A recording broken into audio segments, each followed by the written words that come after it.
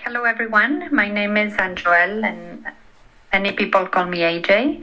I was born in Switzerland, but spent most of my life in Mexico before I studied art in England and then in New York.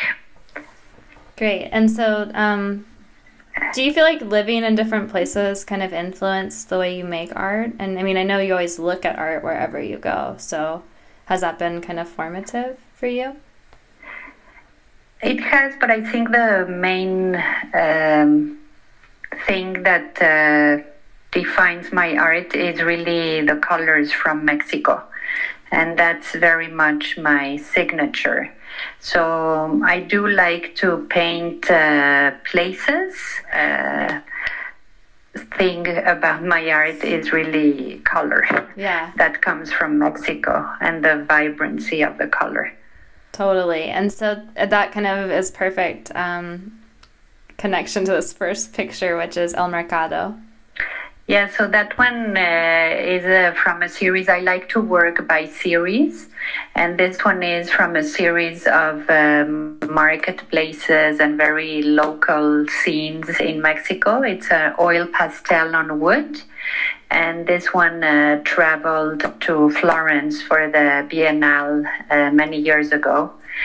And as you can see, there's a lot of colors and a lot of what we call Mexican pink, which in other countries is called fuchsia. Yeah, so the next one is from a series also. It's oil pastel on canvas, and that's from a series of cities from the world. And again, it was, like you said earlier, because of all my traveling and living in many places that I really like maps. And I like to go in detail and draw places and the streets.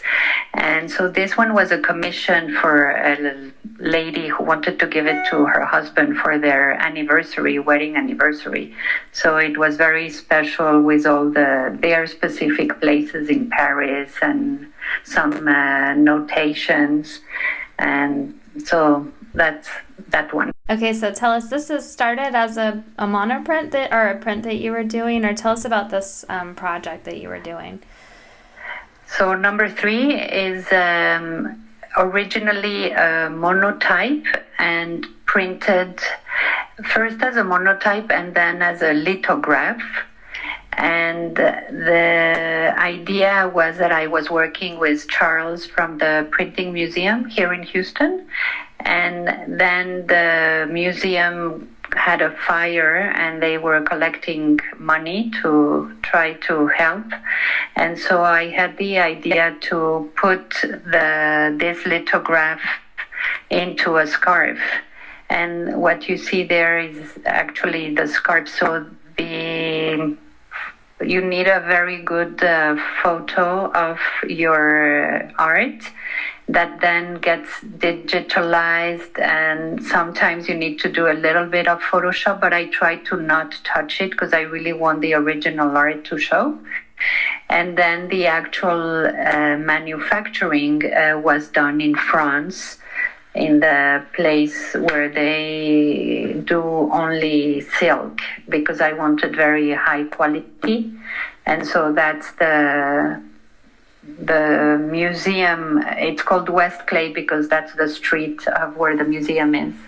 And so that was done for the museum. And it's a silk scarf, very much like Hermes, with very, very detailed rolling of the edges, all done by hand. Great.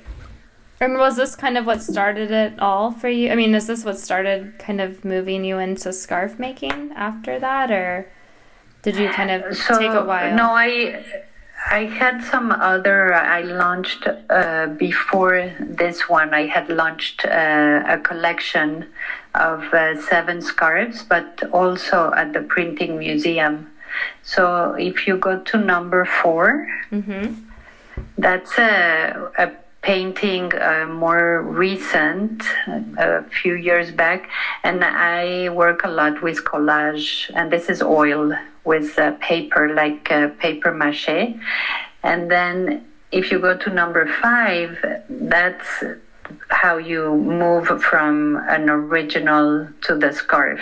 Gotcha. So those were parts of the original series, and I try to add one scarf every so often, but you need to print quite a few, even though they're limited editions. So it is quite an expensive endeavor because they're very, very high quality. But so you can do also many other things, and you don't need to print on silk. If you go to the next one, that is a monotype, Girasoles en Naranja, and that's just on paper, printed at the studio here in Houston. And that became many different things. If you go to the next one, number 7, it became a fabric because I wanted to re-upholster an old chair that my mom had given me. Oh, cool. And so that textile was printed here in the US. And it is still quite expensive, but obviously you don't have all the details of a scarf that you have to roll the edges. And so you can do many things printed on different textiles. And from that same design, if you go to the next one, I work a lot with craftsmanship in Mexico. Leathersmiths and shoesmiths. I don't know if you say that. And you can see how the same design with another textile, much more finer and flexible compared to the upholstery fabric, has turned into fun summer bags, all finished with leather and some slippers. And so the big thing that you have to keep in mind with all of this is that always the art is the most important. It's not about the accessories. It's really about the art, and so the accessories are just a way to present the art for me, and that's why it has to be very, very high quality. And so you always want to be true to your origins, and for me the origins are really art and printmaking and collage and oil.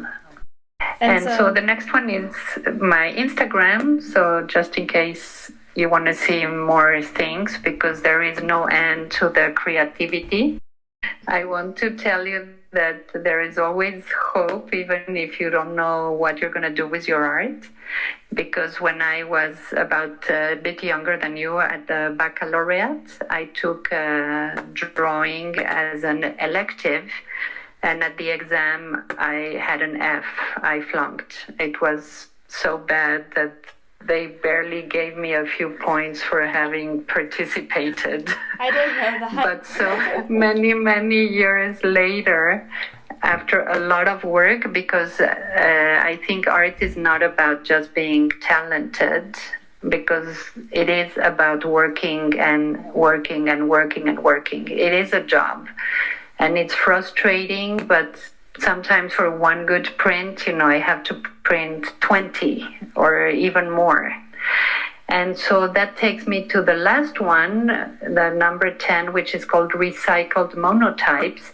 And this is precisely what I mean, that I do, let's say for one print, I had done maybe 20, like for the scarves, I did and did and did. And then instead of throwing them away, I kept them. And what I did is cut them in little pieces and then build them as a new project. And so that's why it's called recycled monotypes. Nice. And it just gets a life of its own.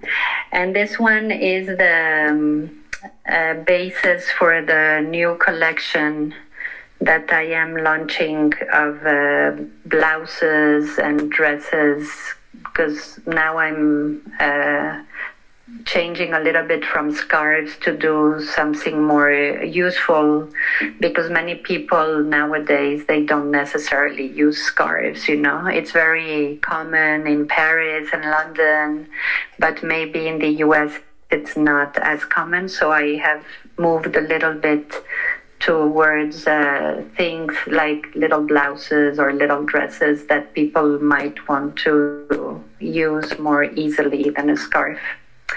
And so that's that. Thank you. Perfect. Okay.